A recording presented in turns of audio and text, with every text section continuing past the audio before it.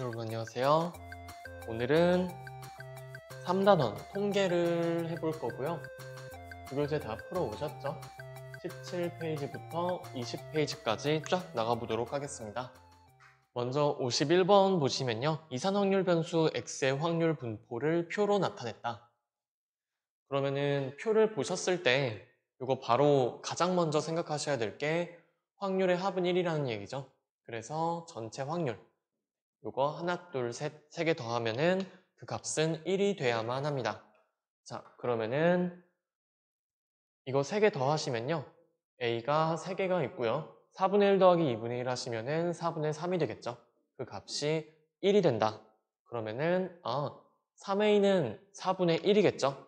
그럼 A 값은 12분의 1이 될 거다. 요거 바로 구하실 수가 있고요. 그럼 우리가 찾는 거는 X가 2 이하일 확률이죠. 그러면은 X가 2 이하일 확률이니까 2A 더하기 4분의 1을 해주시면 된다는 얘기입니다. 2A 더하기 4분의 1. 근데 A가 12분의 1이니까 2A는 6분의 1이겠죠? 그쵸? 그러면은, 요거 6분의 1 더하기 4분의 1이구나. 그럼 12분의 5가 되겠죠? 따라서 답은 12분의 5라고 해주시면 됩니다. 간단하죠? 그리고 52번은 이제 연속 확률 변수인데요. 우리가 이산 확률 변수에서는 함수값이 곧 확률이 된다라고 했지만 연속 확률 변수에서는 요 확률 밀도 함수와 x축 사이의 넓이가 확률이라고 했었죠. 넓이가 확률이다. 그러면은 아까 전체 확률이 1이라고 했던 것도 마찬가지로 여기도 전체 확률이 1이니까 전체 넓이도 1이 되겠죠. 그러면은 전체 넓이가 1이다. 그거 가지고 식 세우면은 요 A 값이 뭔지 알 수 있을 겁니다. 자, 그랬을 때 구하는 값이 요건데 요거 좀 지운 다음에 일단 전체 넓이가 1이라는 걸로 계산을 좀 해보도록 할게요. 그럼 이거를 한 번에 구하시면은 한 번에 이거 사다리꼴 넓이네 해서 구하시면은 A 값이 안 나오죠? 그쵸? 쪼개서 구하도록 합시다. 요 부분, 이 삼각형이랑 요 가운데 직사각형, 그리고 옆에 있는 삼각형 이렇게 세 개로 쪼개서 보실 수가 있겠죠. 그럼 먼저 요 앞에 있는 삼각형은요. 2분의 1 곱하기 3분의 1 곱하기 4분의 3이니까 넓이가 8분의 1이 될 겁니다. 요 가운데 있는 직사각형은요. 가로가 a-3분의 1이고 세로가 4분의 3이죠. 아이고, 이거를 먼저 쓸 걸 그랬다. 높이가 4분의 3이고 가로가 a-3분의 1이니까 가운데 직사각형의 넓이는 이렇게 써주시면 될 거고요. 그 옆에 있는 오른쪽 삼각형은요. 2분의 1 곱하기 4분의 3 곱하기 요 가로 길이 2-a가 되겠죠? 그러면은 8분의 3에 2-a다. 요 값이 전체 넓이니까 1이 될 거다 라고 놓고서 푸시면 되고요. 양변에 8 한번 곱해볼게요. 양변에 8 곱하시면은 1 더하기 6a-2가 되고요. 6-3a가 되고 얘가 8이 나오겠죠. 그러면은 3a의 값 이렇게 정리를 해주실 수가 있고 그럼 3a가 그냥 3이 나오죠? 그럼 따라서 a 값은 1이겠구나 나옵니다. 혹시나 있을지 모르겠는데 보통 문제에서 이런 그림이 나오면은 굉장히 정확하게 그림이 그려지거든요. 그래서 그냥 그림 쓱 보고서 제가 지금은 좀 잘못 그리긴 했는데 그림 딱 보고서 요 길이 같네. A는 1인가 보다. 이렇게 찍으시면 위험할 수 있어요. 그래서 웬만하면 이렇게 식으로 다 풀어주시는 것이 좋습니다. 물론 틀리는 것보다 찍는 게 낫긴 한데 여튼 A가 1이다. 그때 우리가 찾는 거는 요 확률 3분의 1부터 A까지의 확률을 찾으라고 했으니까 결국에 요 넓이를 구해라 하는 문제죠.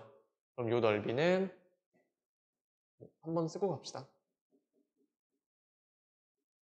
요 넓이는요. 지금 가로가 A가 1이니까 가로가 3분의 2죠. 그리고 세로가 4분의 3이죠. 그러면은 넓이가 2분의 1이구나.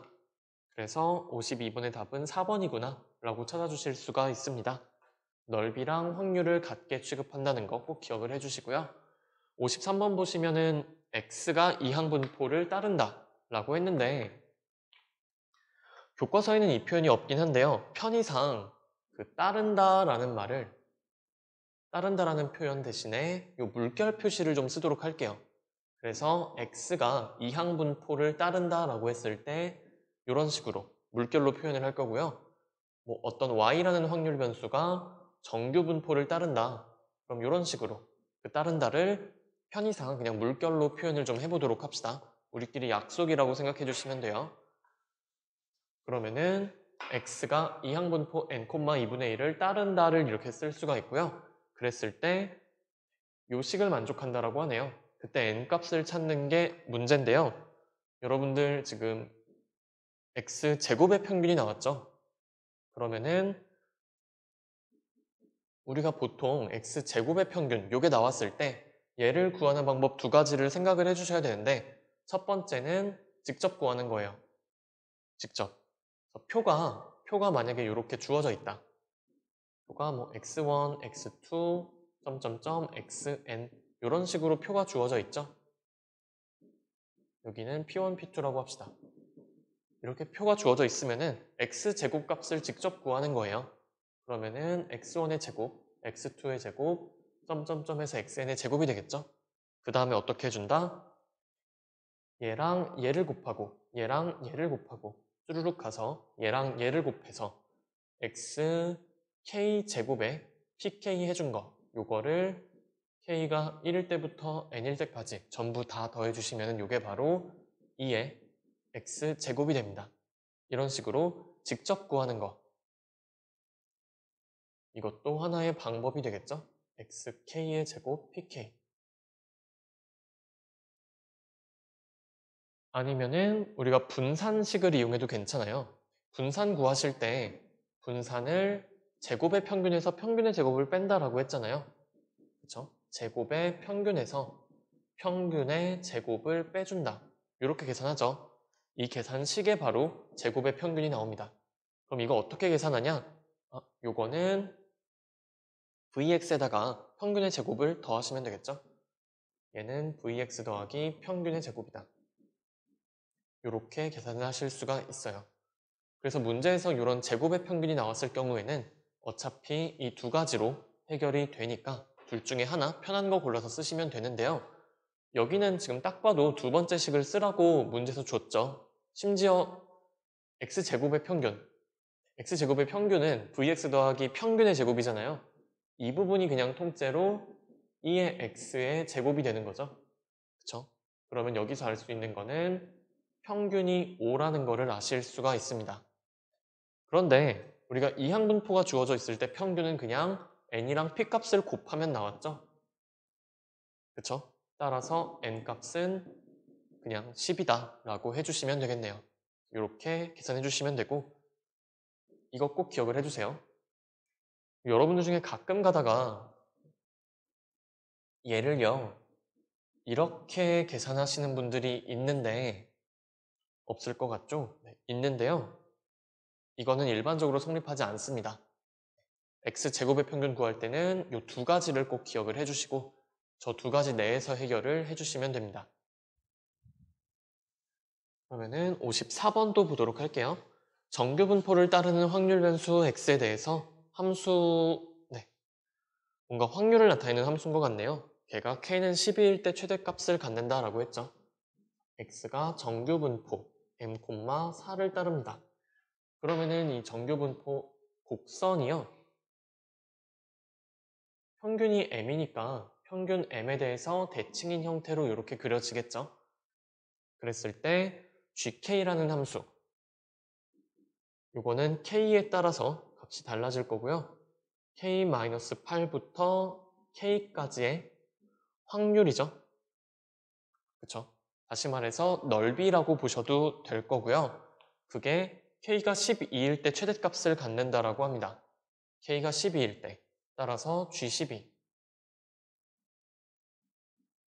요게 최대가 된다는 얘기겠죠? 네, 요게 최대. 여기까지 되셨나요? 보시면은 우리가 k-8부터 k까지의 그 확률을 구하는 거잖아요. 그쵸?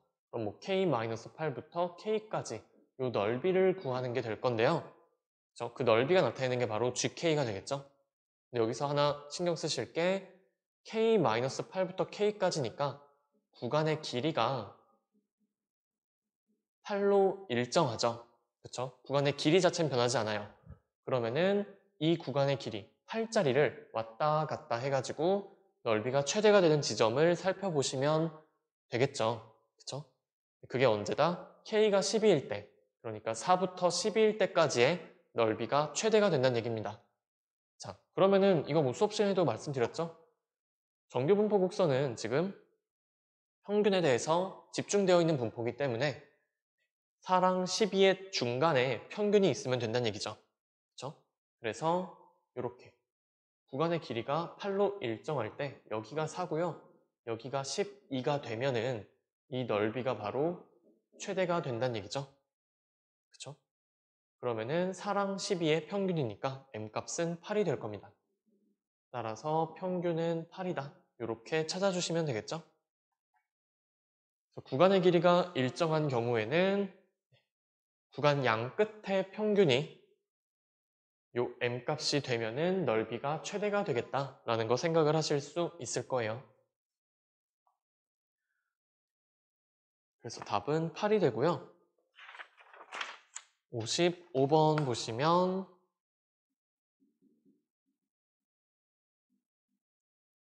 확률 변수 x가 평균이 m이고 표준 편차가 3분의 m인 정규 분포를 따른다. 이렇게 써주시면 되겠죠? 그랬을 때 x가 2분의 9 이하일 확률이요. 0.9987 이렇다고 합니다. 이때 오른쪽 정규 분포표를 이용해서 m값을 구한 것은 이라고 나와 있죠. 그러면요, 쭉 이렇게 그래프 그려주신 다음에 평균이 m이니까 여기 대칭 축이 x는 m이 되겠죠. 그랬을 때 2분의 9 이하일 확률이 0.9987이면 전 0.5보다 크죠. 거의 1에 가깝죠. 그러면은 2분의 9라는 값이 이런 데 있진 않을 거예요. 그쵸? 이런 데 있으면 2분의 9 이하일 확률이 0.5보다 더 작잖아요.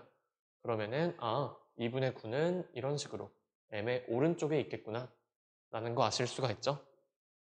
그리고 이쪽 넓이가 0.5기 때문에 0.9987이란 얘기는 여기가 0.4987 m부터 2분의 9까지의 요 넓이가 0.4987이란 얘기겠죠. 그쵸? 그런데 그 표를 읽어보시면요. 0.4987일 때, 확률이 0.4987일 때의 z값이 3.0이죠. z값이 3이란 얘기죠. 그 말은 m부터 2분의 9까지 3 표준 편차만큼 떨어져 있구나라는 얘기겠죠. 자, 그러면은 끝났습니다. m에다가 3 표준 편차. 근데 표준 편차가 3분의 m이네요. 3 표준 편차를 더한 값이 2분의 9라는 얘기죠. 그쵸? 3시그마만큼 지금 떨어져 있는 거니까. 그러면은 2m이 2분의 9가 되고요. 따라서 m값은 4분의 9라고 하실 수가 있겠네요. 그래서 평균으로부터 몇 시그마만큼 떨어져 있는지 그거를 기준으로 보시면 됩니다. 단위가 시그마라고 보셔도 괜찮아요. 그러면은 답은 4번이고요. 56번 보시면 어느 농장에서 수확하는 파프리카 한 개의 무게는 평균이 180, 표준 편차가 20인 정규 분포를 따른다. 그럼 정규 분포 얘기 나왔으니까 그래프 그리시면 되죠. 평균이 180이고요. 표준 편차는 20이래요. 이랬을 때 임의로 선택한 파프리카 한 개의 무게가 190 이상, 210 이하일 확률이죠. 그럼 190은 뭐 여기 있겠고요. 210은 여기 있겠죠. 그럼 190 이상, 210 이하일 확률이니까 이 넓이를 구하라는 문제네요. 그쵸? 네. 이거 구하시면 되네요. 자, 그러면은 우리가 이런 식의 확률은 어떻게 구하시냐면은 이렇게 쪼갰을 때 평균으로부터 요 210까지의 확률, 요 확률 구할 수 있죠? 이 확률에서 평균으로부터 190까지의 확률, 요 확률을 빼주시면은 우리가 찾는 확률이 나오겠죠? 그쵸? 되셨나요? 뭐든지 다 평균을 기준으로 보기 때문에 180을 기준으로 해서 이 빨간색 넓이에서 파란색 넓이를 빼주시면 될 겁니다. 자, 그럼 제가 뭐 교과서처럼 풀이를 적어보면은 뭐 이렇게 되겠죠. 이게 확률 변수 x라고 해볼게요. 그러면은 x가 190 이상, 210 이하일 확률은 180부터 210까지일 확률에서 180에서 190일 때까지 확률을 빼주시면 되겠죠? 자, 요게 빨간색 넓이가 될 거고 파란색 넓이가 되겠죠. 자, 그러면은 210은요, 180으로부터 30 떨어져 있죠? 그쵸? 30 떨어져 있으니까 30은 1.5 시그마죠. 그리고 190은 180으로부터 10만큼 떨어져 있죠? 그리고 10은 0.5 시그마죠? 되셨나요? 그러면은 거기 잘 찾아보시면은 1.5 시그마, 그 확률이 0.433이라고 나와 있고요. 0.4332. 그리고 0.5일 때 확률 읽어보시면은 0.1915라고 되어 있죠. 그럼 요거 계산하시면은 답이 나올 겁니다. 그쵸? 표준화 일일이 하나하나 시켜주실 필요 없어요. 평균으로부터 몇 시그마 떨어져 있는지 그것만 체크해 주시면 되고요. 이거는 제가 그냥 설명하려고 쭉 써놨는데 여러분들이 직접 문제를 푸신다라고 하면은 이렇게 하는 게 아니라 이렇게 보시면 돼요. 1.5 시그마, 0.5 시그마, 그럼 1.5일 때가 0.433이었고 0.5일 때가 0.192로죠. 이런 식으로 세로로 빼셔야 돼요, 이거. 가로로 이렇게 쓰고 있으면 시간 낭비입니다. 세로 세모로 이렇게 쓰신 다음에 뭘 하냐? 빼야 되잖아요. 빼면은 2에서 5 빼는 거니까 12에서 5 빼면 되죠. 7이죠.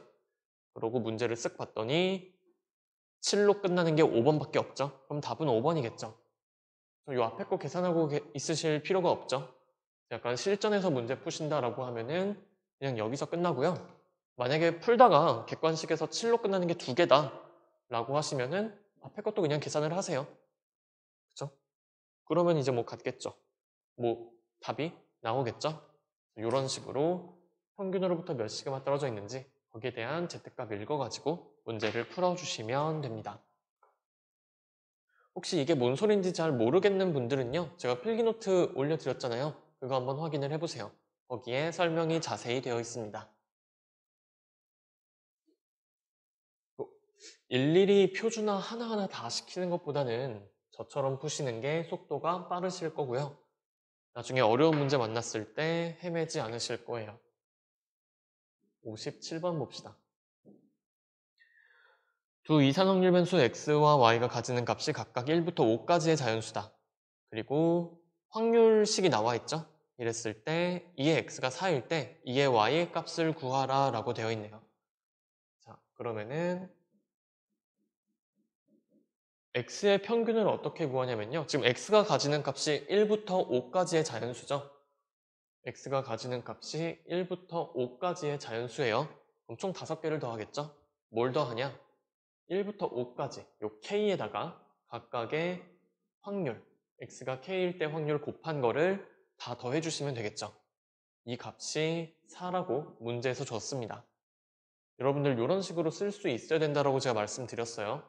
그랬을 때 y의 기대값, y의 평균은요. 똑같이 해주시면 되겠죠. y도 1부터 5까지의 값을 가진다라고 했으니까 이렇게 써주시고요. 그 다음에는 이제 y가 k일 때 확률을 찾아주시면 되는데 이게 뭔지 문제에서 주어졌어요.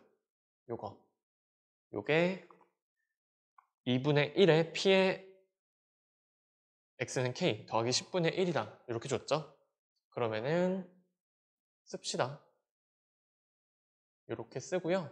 요 부분을 2분의 1의 p의 x는 k 더하기 10분의 1이다. 이렇게 바꿔 쓰실 수가 있죠. 자, 빨간색 네모친 부분이 이거랑 같다라고 문제에서 줬잖아요. 그럼 이렇게 바꿔 쓰시면은 이제 여기가 덧셈으로 연결되기 때문에 시그마 성질에 의해서 나눠서 써주실 수가 있겠죠.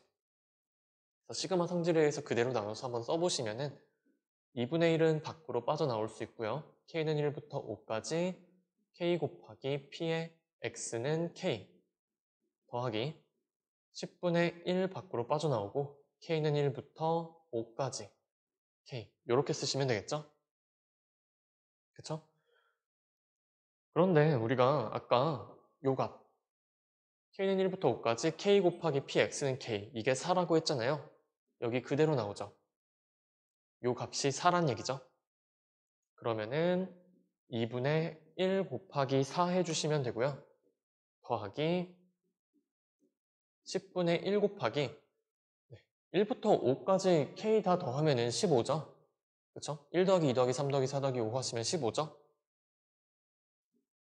이렇게 써주시면 됩니다. 그러면은 2 더하기 2분의 3이죠. 그럼 3.5가 되겠죠? 이거 그냥 이렇게 쓰는 게 낫겠다. 2분의 7이 되죠.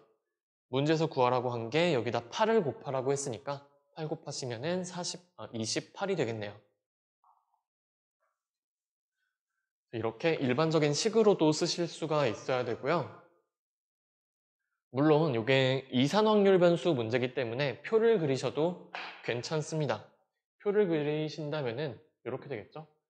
x랑 p가 있고요. k 값이 지금 1부터 가능하시죠. 1, 2, 3, 4, 5 그랬을 때 각각의 확률을 제가 P1, P2, P3, P4, P5라고 한번 해볼게요. 그러면은 이걸 기반으로 우리가 y라는 확률 변수에 대해서도 똑같이 만들어 주시면요. y라는 확률 변수도 1, 2, 3, 4, 5 값을 가진다라고 했잖아요. 그러면은 이렇게 표현을 해주실 수가 있는데 각각의 확률을 어떻게 구하냐? y가 1일 때의 확률은 여기다가 2분의 1을 곱한 다음에 10분의 1을 더한다라고 했죠. 칸이 좀 적은데 나머지도 똑같이 해주실 수가 있겠죠. 이런 식으로 채울 수 있는 거죠. 그쵸? 그러면은 2의 y라는 거는 이거 두 개 곱하고 이거 두 개 곱하고 곱한 것들을 다 더해 주시면 되죠. 그쵸? 그러면은 그 과정에서 1 곱하기 P1, 2 곱하기 P2, 3 곱하기 P3, 4 곱하기 P4, 5 곱하기 P5라는 구조가 나올 수밖에 없고 그거는 바로 x의 기대값과 관련된 값이죠. 그래서 이런 식으로 표를 그려서 이해하시는 것도 하나의 방법인데 이 문제 같은 경우는 식이 복잡하지 않기 때문에 이렇게 식으로 그냥 바로 푸시는 연습도 해주시는 게 좋을 것 같습니다.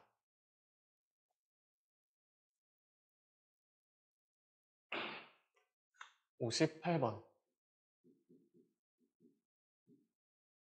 확률 변수 x는 평균이 m 표준 편차가 시그마인 정규 분포를 따르고 다음 등식을 만족시킨다라고 했어요. 어떤 등식이냐면은 m부터 m 플러스 12까지의 확률이랑 여기서 빼네요. x가 m-12 이하일 확률 요거를 빼준 거 요게 바로 0.3664다.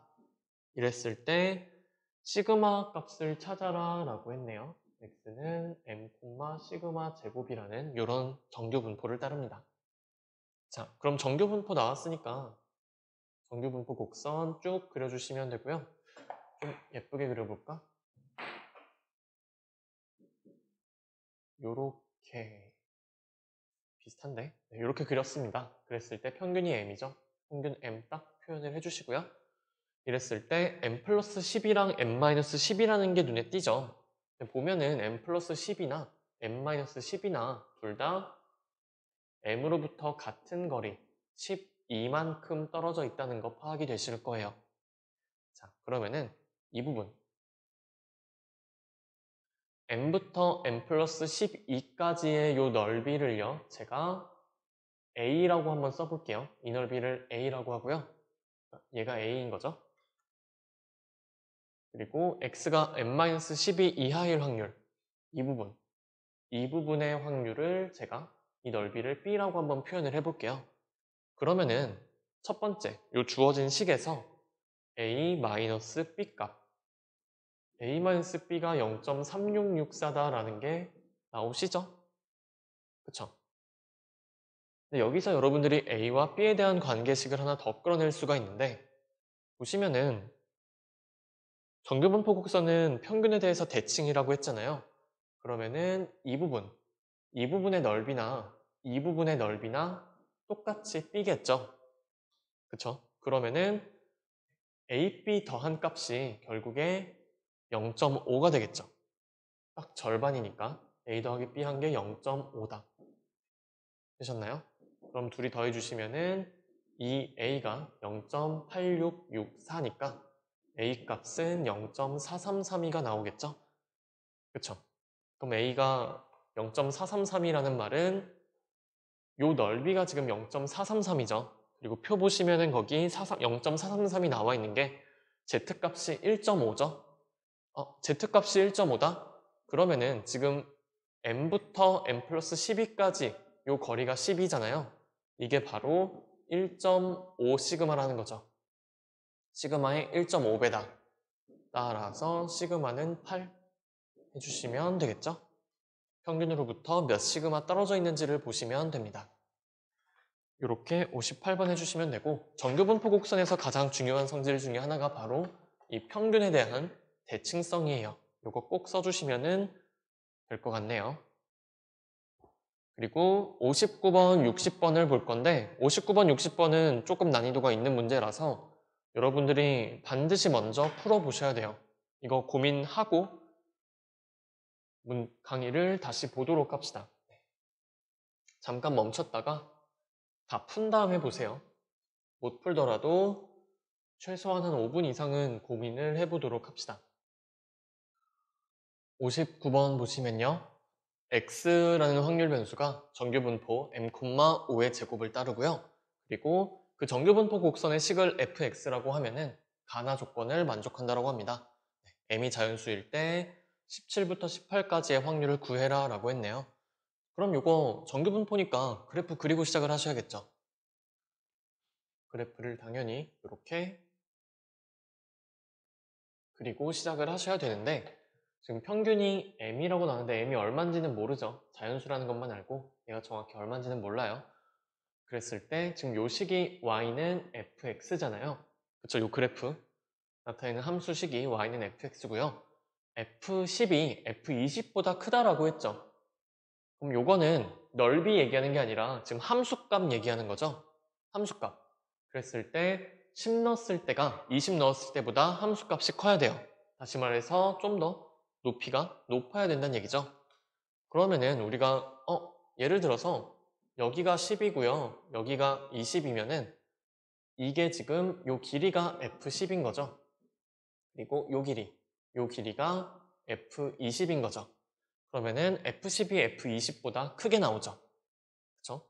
그래서 이런 것들을 만족해야 된다라는 건데 우리가 일단 이런 거 나오면은 몇 번 해보세요. 몇 번 해보시면은 10이랑 20이 이런 식으로 있어도 f10이 크죠. 근데 이런 것만 가능한 게 아니라 쭉 그렸을 때 10이 이쪽에 있다라고 해볼게요. 그러면은 요 길이가 바로 f10인데 또로롱 대칭되는 지점보다 오른쪽에 20이 있는 이런 형태면은 이것도 지금 f10 요게 f20보다 커지죠. 그쵸? 10이랑 20이 둘 다 이렇게 m의 오른쪽에 있어도 괜찮고 아니면은 10은 m의 왼쪽에 20은 m의 오른쪽에 있을 때 이런 형태면은 괜찮다는 얘기죠. 그쵸? 그런데 10이랑 20이 둘 다 m의 왼쪽에 있을 수는 없어요.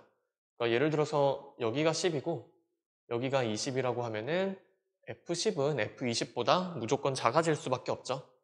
그래서 요 M을 기준으로 해서 10이랑 20이 둘 다 M의 오른쪽에 있을 수도 있고요. 아니면 10이랑 20 사이에 M이 있을 수도 있어요. 그런데 M의 왼쪽에 10이랑 20이 있는 경우는 없다라는 얘기가 될 겁니다. 그럼 우리가 자연스럽게 케이스 분류를 하실 수가 있고요. 첫 번째 케이스, 두 번째 케이스로 보도록 할게요. 먼저 첫 번째 케이스는 10이랑 20이 둘 다 그러니까 m이 10보다 큰 경우라고 얘기해주면 되겠죠? m이 10보다 큰 경우 등호 그냥 포함시켜 버릴까요? 그러면은 이렇게 그려주시면 여기가 m이 될 거고요. 여기를 제가 10이라고 할게요. 여기를 20이라고 할게요. 괜찮죠? 그러면은 F10은 F20보다 큰 상태입니다. 그럼 이제 두 번째 조건, F4보다 F22가 커야 된대요. 그쵸? 그러면은 22는 20의 오른쪽에 있겠죠? 그쵸? 그랬을 때 F4가 더 작아야 돼요. 그러면은 22, 요 X가 22일 때, 이때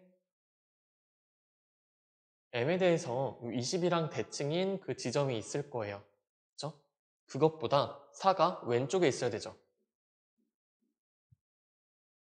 그쵸?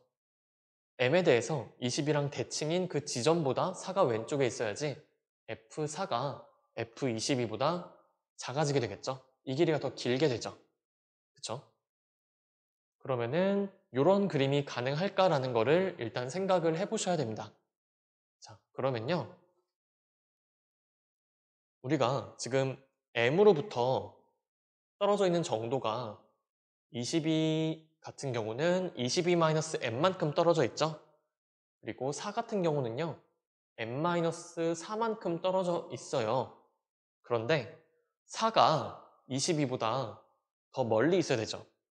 그러니까 이걸 만족해야 되죠. 그렇죠? 요 거리가 요 거리보다 커야지 이 22에 대응되는 요 지점보다 4가 왼쪽에 있게 되겠죠? 그래프 그려지는 게. 이해되시겠죠? 그러면은 요 식을 풀었을 때 EM은 26보다 커져야 된다. 다시 말해서 M은 13보다 커져야 되죠. 죄송합니다. 제가 요거 잘못 썼네. M이, M이 10 이상인 경우가 아니라 M이 10 이하인 경우죠? 그쵸? 거꾸로 써놨네. M이 10의 왼쪽에 있는 거니까. 그러면은, 이 조건으로만 보면은, 나 조건에서는 M이 13보다 커야 된다고 얘기하고 있는데, 우리가 그린 거 자체가 M이 10 이하잖아요. 그쵸? 모순되죠? 따라서 모순이기 때문에 이런 경우는 안 된다는 얘기예요. M은 10보다 커야 된다는 얘기죠. 그래서 첫 번째 케이스는 안 되겠구나. M은 10보다 커야 되겠구나 라는 거를 이런 방식으로 찾으실 수가 있습니다. 그러니까 이런 그래프, 이런 애들이 가능하겠다라는 거죠. 그러면은 여기도 그래프 한번 그려보시면요. 이렇게 그려질 거고요. 여기가 평균 M이 되겠죠. 그랬을 때 F10이 F20보다 크려면은 여기가 제가 10이라고 해볼게요. 그러면은 평균에 대해서 10에 대응되는 요 지점이 있겠죠? 대칭되는 요 지점보다 오른쪽에 20이 있어야 되죠. 그쵸? 그래야지 F20이 F10보다 작을 거예요. 요게 F10이고 요게 F20이죠. 그러면은 여기서 첫 번째 우리가 얻을 수 있는 식이 M으로부터 떨어진 정도가요. 20이 10보다 M으로부터 더 멀리 떨어져 있어야 되죠. 다시 말해서 20-M이요. M-10보다 커야 되죠. 그러면은 요거 넘겨주시면은 EM이 30보다 작아야 되니까 M은 15보다 작아야 된다라는 첫 번째 조건이 나오게 되죠. 그쵸? 가 조건에서 이런 결과를 얻었고요. 이번에 나 조건을 살펴봅시다. 나를 보시면은 F22가 F4보다 커야 돼요. 그럼 22는 뭐 이쯤에 있겠죠? 그러면은 M에 대해서 22와 대응되는 이 지점, 이 지점이 있을 거예요. 여기. 이 지점보다 4가 왼쪽에 있어야 되죠. 이런 식으로. 4가 이쯤에 있어야지 F4보다 F22가 커지게 되겠죠. 그럼 이것도 마찬가지. 22-M이 10-4, M-4랑 비교했을 때 이쪽이 더 커야겠다라는 거. 그쵸? 사실 이건 아까 했던 거죠. 아까 했던 거 지금 똑같이 써놓은 건데 여기서 얻을 수 있는 건 그러면은 M이 13보다 커야 된다라는 거를 얻을 수가 있겠죠. 그러면은 우리가 M이 자연수라고 문제에서 줬기 때문에 13보다 크고 15보다 작은 자연수 m은 14밖에 없죠. 따라서 m값은 14가 될 겁니다.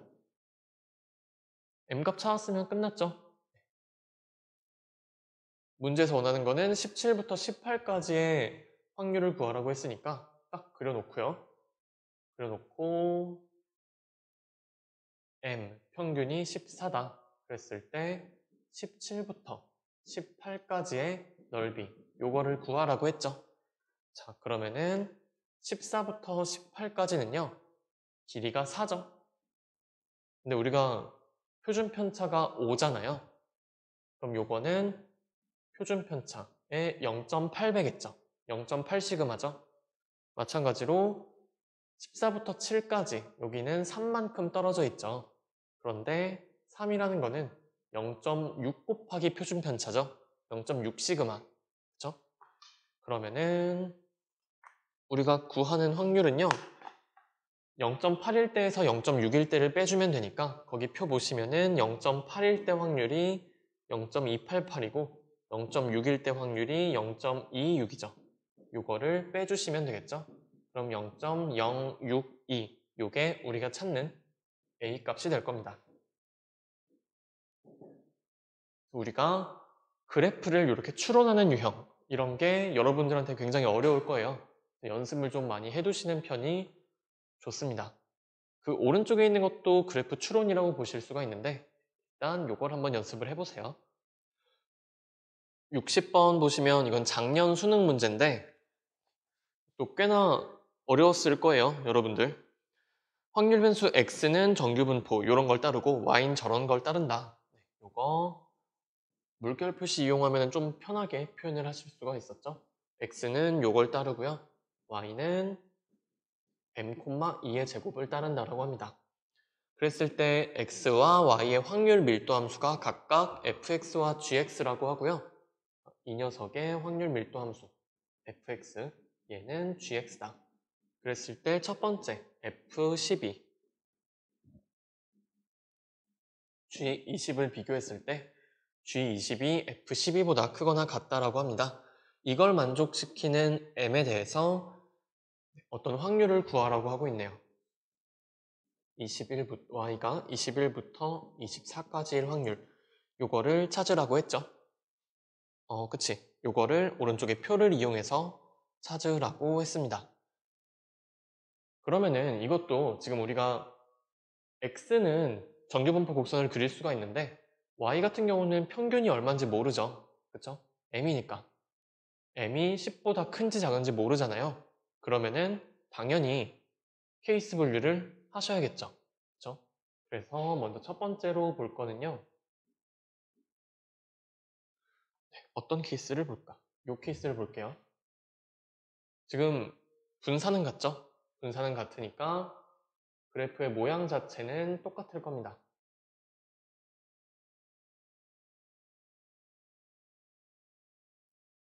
이게 y, 요게 x.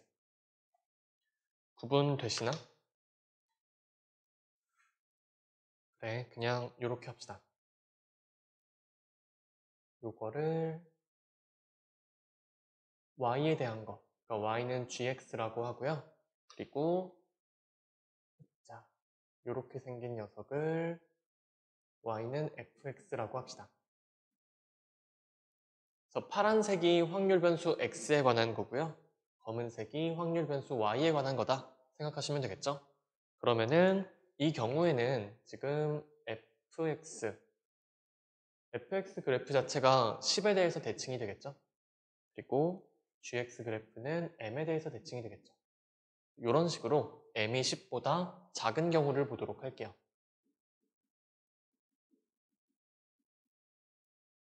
되셨죠? 그럼 두 번째 케이스는 당연히 뭐 볼 거다?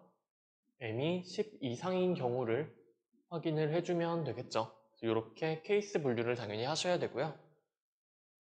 네, 그랬을 때 우리가 확인해 봐야 될 식이 어차피 요거 하나밖에 없잖아요. 그럼 요거 확인해 주시면 되는데 F12라고 하시면은 12가 어딘지 모르겠지만 F12는 요 높이가 바로 F12가 될 겁니다. 자, 그런데 G20이라는 건요. 20은 12보다 훨씬 오른쪽에 있죠. 그쵸? 그랬을 때 G20은요. 지금 여기 벌써 X축이 엄청 가까워지고 있잖아요. 여기서의 Y는 GX의 함수값은 엄청 작겠죠. F12에 비하면. 그쵸? 따라서 G20이 F12보다 커질 수는 없겠죠. 그쵸? 따라서 이런 그래프는 나올 수가 없습니다. 모순이다. 따라서 M은 무조건 10 이상이어야 된다는 거 여기서 확인하실 수가 있겠죠? 그럼 그래프가 어떻게 그려져야 되냐면요. 그래프 좀 크게 그리면은 그래프가 얘가 이렇게 fx가 이런 식으로 그려져야 되고 그리고 y는 gx는 이거의 오른쪽 대칭축이 좀 더 오른쪽에 가 있게 이렇게 그려져야 된다는 얘기죠. 요게 y는 gx. 그래서 여기가 평균 m이 될 거고 여기가 x의 평균 10이 될 거다. 이렇게 그래프 그려주시면 되겠죠?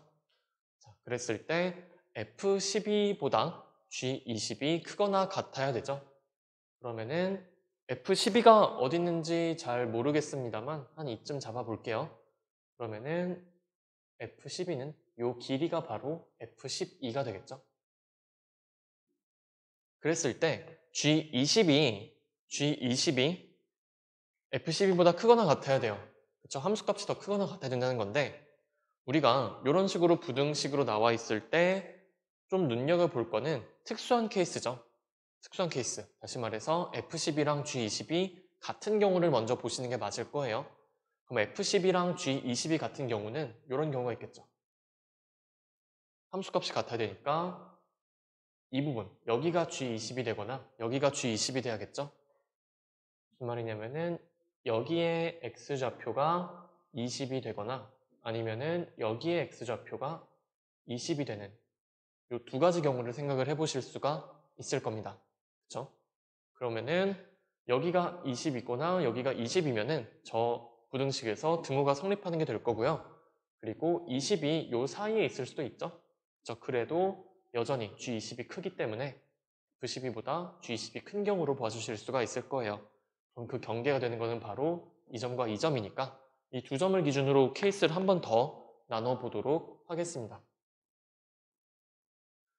케이스가 어떻게 나눠지냐? 일단 첫 번째 파란색 그래프가 이렇게 케이스 분류를 사실 하실 필요는 없는데 그냥 바로 갈까요? 자, 바로 가죠. 우리가 구하는 게요. 구하는 게 저 넓이의 최대값이죠. y에 대해서 21부터 24까지 요 넓이의 최대값을 찾는 거잖아요. 그쵸? 최대값 찾는 거죠. 그런데 제가 여기가 20이라고 해볼게요. 여기 x좌표가 20이라고 해볼게요. 그럼 21부터 24까지의 넓이라는 거는 21부터 24니까 뭐 이쯤이 되겠죠. 요 넓이가 21부터 24까지의 확률이 되겠죠. 그렇죠? 그런데 우리가 쉽게 생각을 해볼 수가 있는 게 x가 여기가 x값이 20이라고 하면은 여기가 20이라고 하면은 요 넓이가요. 21부터 24까지의 넓이가 얘보다는 크지 않을까요? 당연히. 그쵸? m 평균에 좀 더 가깝잖아요. 21부터 24까지의 넓이가 더 크겠죠.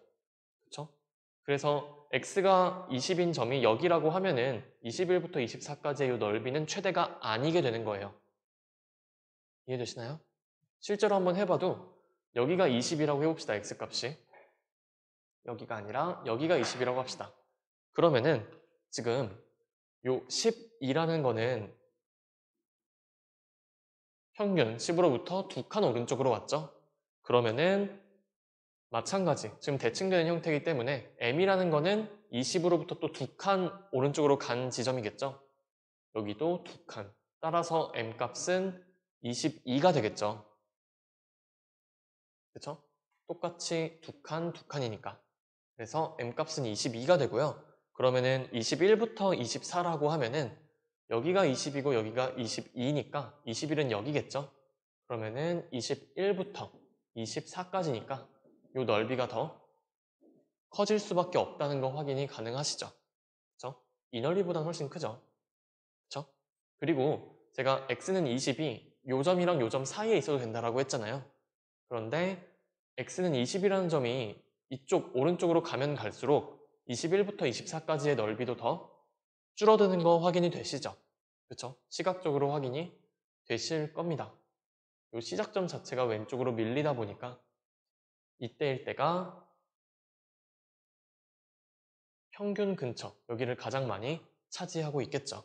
그래서 구하는 게 뭐지?